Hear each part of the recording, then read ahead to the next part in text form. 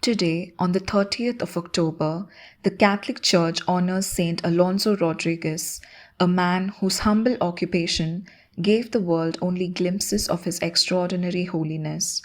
Let us listen on and learn more about this great saint.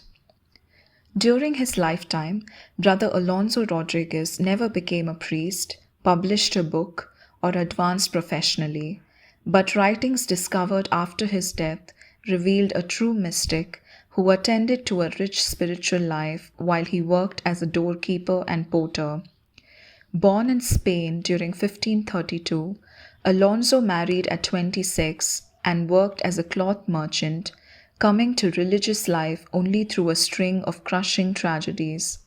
His wife and two of their children died by the time he was 31, and his turn toward a life of prayer and penance could not prevent the subsequent death of his third and last remaining child, nor the discouraging failure of his business. Without his wife and children, and having few prospects due to his lack of a higher education, the Spanish layman turned his thoughts to religious life. Even there, however, he faced difficulties.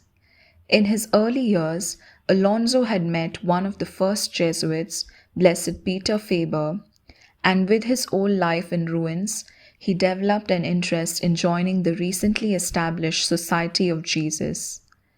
Alonso's lack of education prevented him from pursuing their course of priestly ordination, and he failed to acquire a diploma from the College of Barcelona despite attending for 2 years. The Jesuit fathers in Valencia said he was unfit to join, but Alonso's years of prayer had not been in vain. They were answered when a provincial of the society, sensing his dedication, admitted him as a lay brother. In modern times, Jesuit brothers work in a wide range of fields, with few limitations apart from their lack of priestly ordination.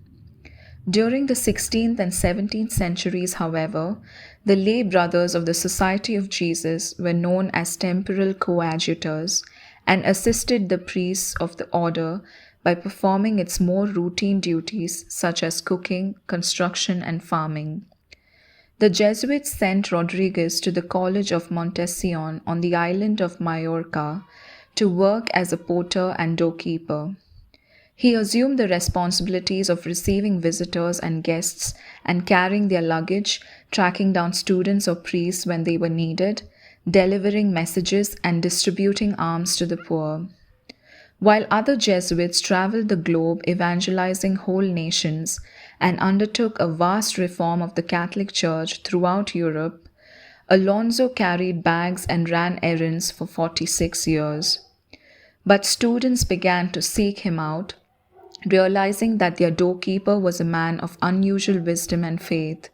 His Jesuit superiors started to take notice as well and asked him to begin a private record of his life and thoughts. Rodriguez struck up a notable friendship with one young man, Peter Claver, and advised him to volunteer for the South American missions. Following his advice, Saint Peter Claver eventually catechized, baptized, and spoke out for the rights of 300,000 slaves in South America.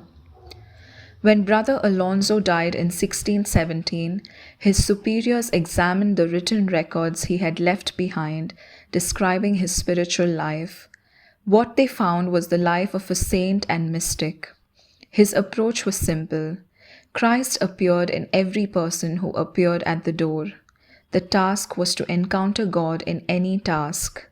From this awareness, he proceeded to a life of contemplation akin to the renowned saints of his era, such as Saint Ignatius and Saint Teresa of Avila, whose grand achievements are better known.